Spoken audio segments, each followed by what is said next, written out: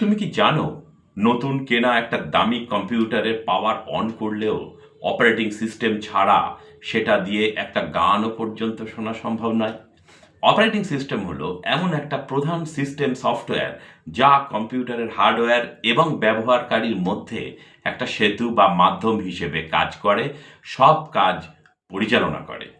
বিষয়টা একটা স্কুলের প্রধান শিক্ষকের মতো ভাবো।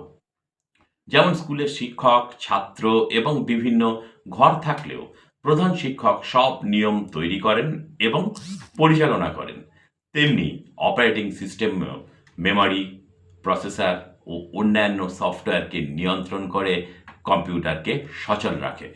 পরীক্ষার জন্য তিনটে বিষয় মনে রাখবে। এক, ওএস হলো একটা অত্যন্ত জরুরি সিস্টেম সফটওয়্যার। দুই, এটি ইউজার ও হার্ডওয়্যারের মধ্যে যোগাযোগ স্থাপন করে। উইন্ডোজ, লিনাক্স এবং অ্যান্ড্রয়েড হলো অপারেটিং সিস্টেমের উদাহরণ।